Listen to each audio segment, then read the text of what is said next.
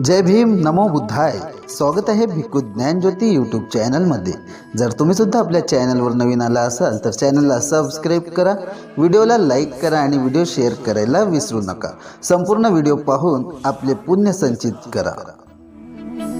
सुनो सुनो सिद्धार्थ कथा.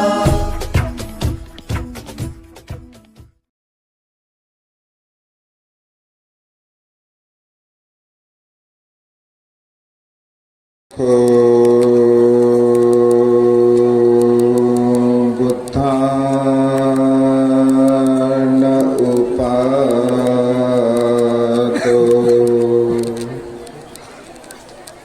सुखा सद्धम्म देशना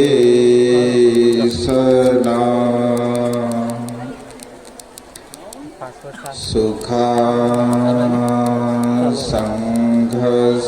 सामग्गी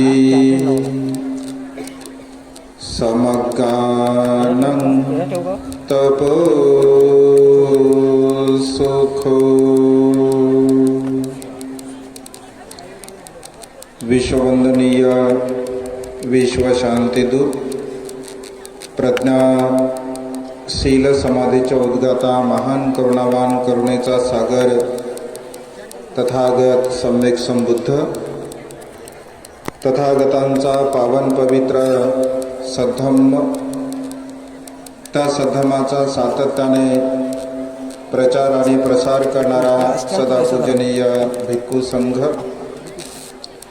बुद्ध धम्म आणि संघ या महान दिनरत्नाची आम्हा सर्वांना माहिती करून देणारे, आम्हा सर्वांचा आधारस्तंभ भारतीय घटनेचे शिल्पकार बोधिसत्व गुणपेतम डॉक्टर बाबासाहेब आंबेडकर यांच्या धम्मक्रांतीमध्ये संपूर्ण जीवन समर्पित करतो. आज या मंगलमय प्रसंगी पूजनीय भिक्खू ज्ञानज्योतिजी महास्तवीर यांच्या कठीण चिवरदान समारंभाच्या निमित्ताने उपस्थित ज्येष्ठ आणि श्रेष्ठ पूजनीय भिक्खू संघांना त्रिवार पंचांग प्रणाम करतो. आपणा सर्वांच्या हितासाठी, सुखासाठी आणि कल्याणासाठी छोटेखानी धम्मदेशना देण्याचा प्रयत्न करतो. बंधूजी एक मिनिट. सर्व उपासकांना एक सूचना आहे. त्या सर्वांनी साधू साधू साधू. आजच्या या मंगलमय प्रसंगी, या कठीण चिवरदान समारंभाच्या निमित्ताने आपण सर्वजण महान आणि असीम असं पुण्य संपादन करत आहात. अत्यंत सुंदर आणि अत्यंत रमणीय असा हा परिसर आहे. खूप मोठ्या संख्येने पूजनीय भिक्खू संघावरती श्रद्धा प्रगट करून आपण अगदी सकाळपासून आतापर्यंत विविध कार्यक्रमाच्या द्वारा पुण्य संपादन केलेलं आहे. खरं तर पहिल्यांदा आज आम्ही कठीण चिवरदान समारंभ आणि कठीण चिवरदान कसं निर्माण केलं जातं हा सोहळा आम्ही पहिल्यांदा बघितला. पूजनीय भिक्खू ज्ञानज्योतिजी महास्तवीर यांच्या अथक परिश्रमाने ही अत्यंत पुण्यमय संधी आम्हा सर्वांना सुद्धा प्राप्त झाली. खरं तर या ठिकाणी अत्यंत ज्येष्ठ आणि श्रेष्ठ पूजनीय भिक्खू संघ आहे. आम्ही अत्यंत लहान आहोत, कारण सदा पूजनीय भिक्खू संघ अत्यंत सिनियर आहे, ज्येष्ठ आहे, विद्वान आहेत, ज्ञानी आहेत आणि त्यांच्या समोर बोलण्याची संधी उपलब्ध होत आहे. स्वतःला अत्यंत पुण्यवान समजतो. आज महान आणि असीम असं पुण्य आपण सर्व श्रद्धासंपन्न उपासक उपासिका प्राप्त करत आहात. तथागतांच्या श्रेष्ठ सद्धमाचं अनुसरण करत असताना बौद्ध साहित्यांचं जेव्हा आपण वाचन चिंतन मनन करतो, भगवंताच्या काळामध्ये असे अनेक उदाहरण आपल्याला बौद्ध साहित्यामध्ये पाहायला मिळतात की रात्रभर भगवंताच्या धम्मदेशना चालत असत. रात्रभर भगवंत सर्व मनुष्यांच्या हितासाठी उपदेश करत असत.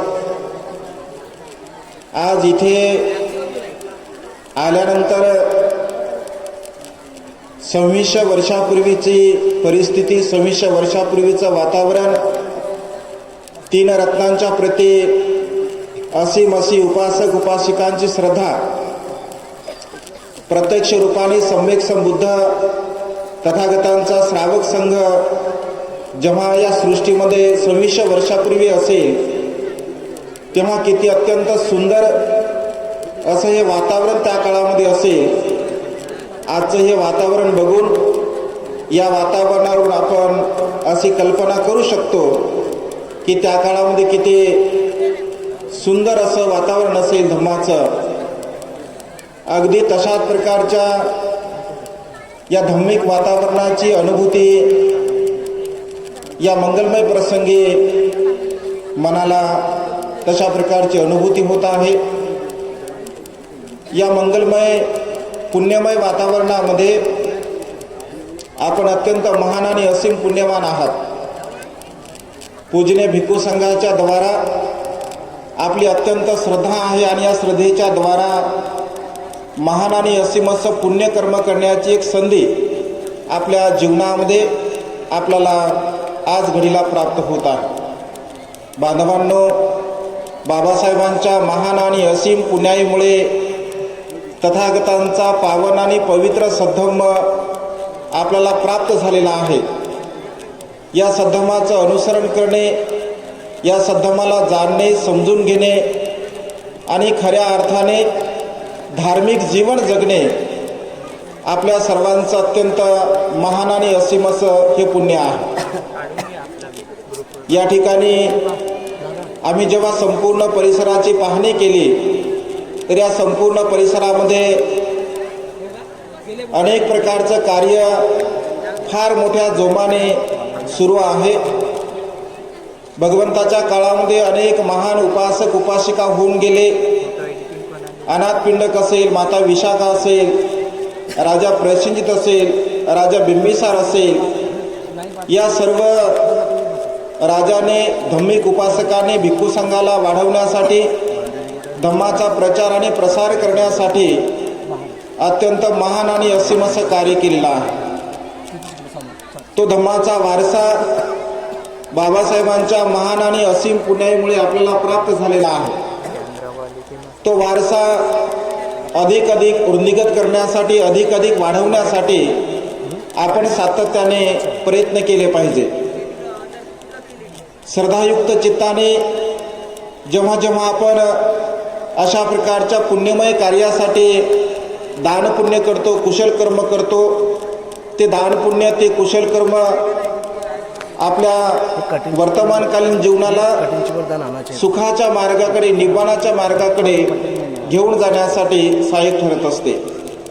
आणि त्यामुळे या कार्यामध्ये आपण सर्वांनी अत्यंत श्रद्धेने बाबासाहेबांच्या धम्म मिशनला गतिमान करण्यासाठी, बाबासाहेबांच्या प्रबुद्ध भारत निर्माण करण्यासाठी सातत्याने आपण कुशल कर्म, पुण्यकर्म, दानकर्म करण्याचा प्रयत्न केला पाहिजे.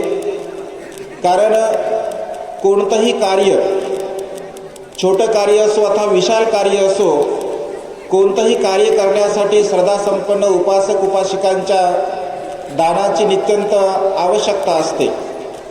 आज या कार्यक्रमासाठी, या कठीण चिवरदानासाठी ज्या ज्या श्रद्धासंपन्न उपासक उपासिकांनी दानपुण्य केलं, महान आणि असीम असं त्यांचं कुशल कर्म आहे, पुण्यकर्म आहे.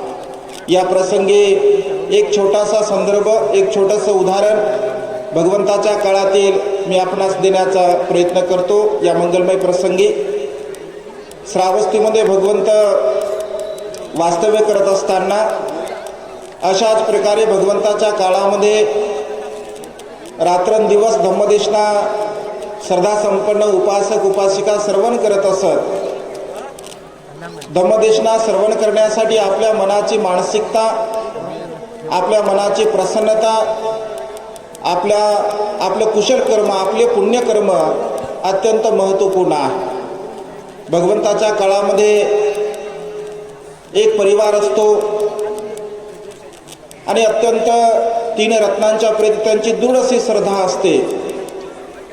दोघेही पतिपत्नींची इच्छा असते की धम्म आपण श्रवण करावा. परंतु असं म्हटलं आहे की भगवंताच्या काळामध्ये बौद्ध साहित्यांचं आपण वाचन करत असताना एक अत्यंत प्रेरणादायी म्हणजे या प्रसंगी या परिसराकडे बघून या परिसरातील कामाकडे पाहून हे उदाहरण सांगावं असं मला वाटलं की दान किती महान असं पुण्य आहे. दान कर्म आपल्या जीवनामध्ये करणं अत्यंत महान असं कर्म आहे.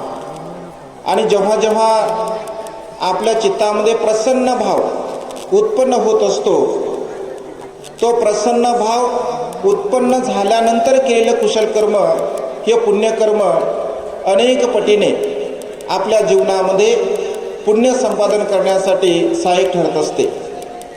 कारण जेव्हा जेव्हा मनुष्याच्या चित्तामध्ये श्रद्धाभाव असतो त्या क्षणी त्याच वेळेला आपण ते कर्म केलं पाहिजे असं भगवंतांनी म्हटलं. कारण तेव्हाच त्या क्षणी जर ते कर्म आपण केलं तर आपल्या जीवनामध्ये महान पुण्य आपल्याला प्राप्त होत असते. भगवंताच्या काळामध्ये एक साटक नावाच्या ब्राह्मणांचं एक उदाहरण बौद्ध साहित्यामध्ये आपल्याला पाहायला मिळते.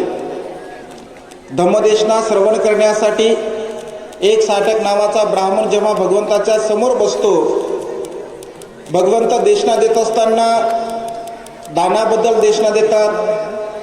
दान कथा, शील कथा, स्वर्ग कथा, नरक कथा, कामवासनेचे दुष्परिणाम अशा प्रकारच्या विविध अंगाने भगवंत धम्मदेशना देत असताना संपूर्ण जनसमूहांचं चित्त प्रसन्न झाल्यानंतर भगवंत 4 आर्य सत्याची देशना देत असत.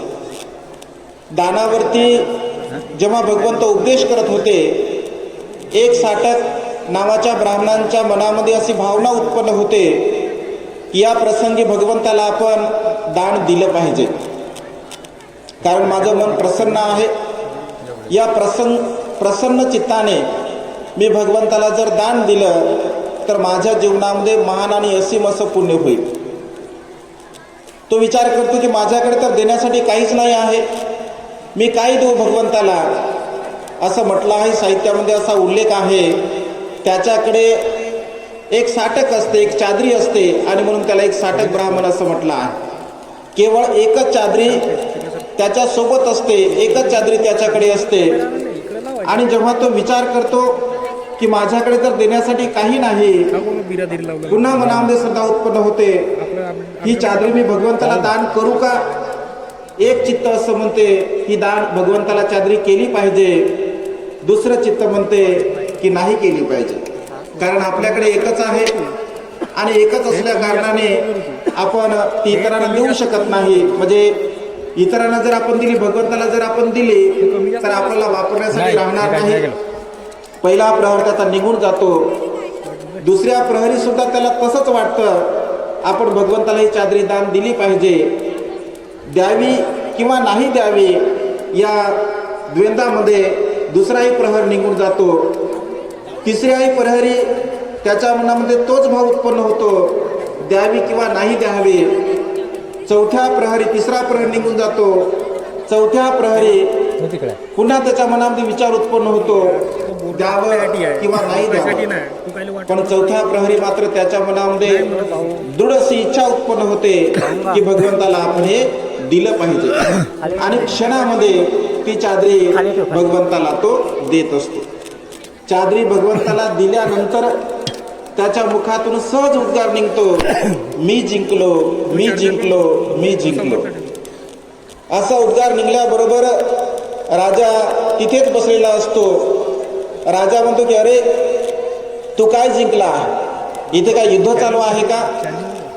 भगवंताला म्हणतो भगवान हा तर विक्षिप्त झाला नाही, हा तर वेडा झाला नाही, रात्रभर धम्मदेशना श्रवण करून हा मी जिंकलो अशा प्रकारे बोलत आहे. तेव्हा भगवंत असे म्हणते की राजन हा खरोखरच जिंकला आहे. मग काय जिंकला आहे? भगवंत असे म्हणतात दानंच युद्धंच समान माव.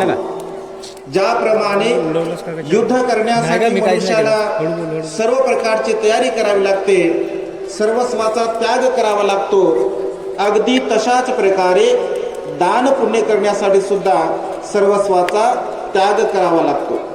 महाराज पहिल्या प्रहारापासून चौथ्या प्रहारापर्यंत हा युद्ध करत होता दान चित्त आणि लोभ चित्त यांच्यासोबत. दान चित्त द्यावं असं म्हणत होतं, लोभ चित्त नाही द्यावं असं म्हणत होतं. म्हणजे ज्याप्रमाणे लोभ आणि दानामध्ये युद्ध चालू होतं आणि शेवटी मात्र लोभावरती दानाने विजय प्राप्त केला. खऱ्या अर्थाने त्याचा तो विजय ठरला आहे आणि त्यामुळे तो जिंकला अशा प्रकारे भगवंत तिथे घोषणा करतात.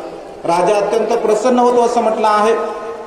राजा लगेच त्याला 2 चादरी दान करतो, त्या दोन्ही तो भगवंताला देतो. राजा 4 चादरी दान करतो, त्या 4ही तो भगवंताला देतो. राजा 8 चादरी दान करतो, 8ही भगवंताला देतो. राजा त्याला 16 चादरी दान करतो, त्या 16ही तो भगवंताला देतो. राजा त्याला 32 चादरी देतो, त्यापैकी मात्र 30 चादरी तो भगवंताला दान करत असतो. आणि असा विचार करतो की एक चादरी जी मौल्यवान आहे त्यावरती केवळ भगवंत बसू शकतात, भगवंतच बसण्याच्या, भगवंताचंच फक्त ते आसन होऊ शकते.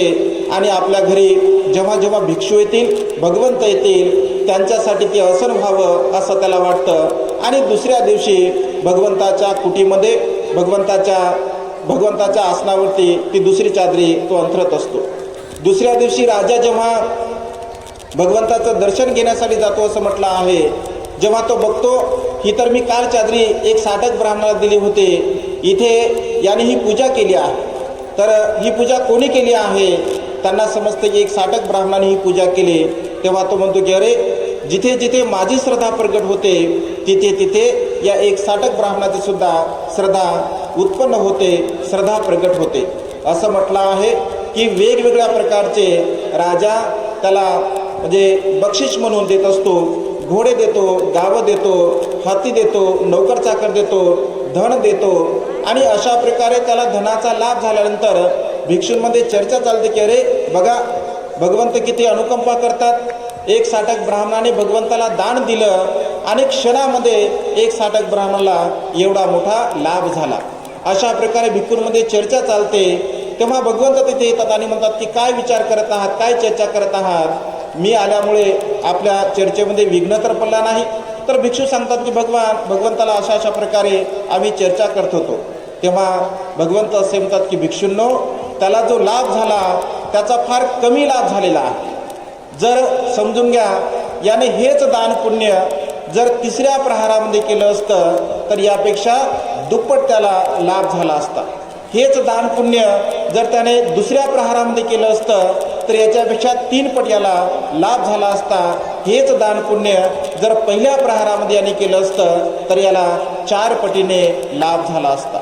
मनुष्यांच्या चित्तामध्ये जेव्हा भाव उत्पन्न होतो, जेव्हा त्याची चेतना तशा प्रकारची असते, चेतनाहं कमं भिक्कवे असं भगवंताने म्हटलं आहे. आणि जेव्हा आपली दान पुण्य करण्याची चेतना असते, जेव्हा आपल्या मनामध्ये तो भाव उत्पन्न होतो, अगदी त्या क्षणी त्याच वेळेला आपण दान पुण्य केलं पाहिजे, कारण त्याचा महान आणि असीम असा लाभ आपल्या जीवनामध्ये आपल्याला प्राप्त होत असतो. बांधवांनो, ही अत्यंत सुवर्ण अशी संधी आपल्याला इथे प्राप्त झाली आहे.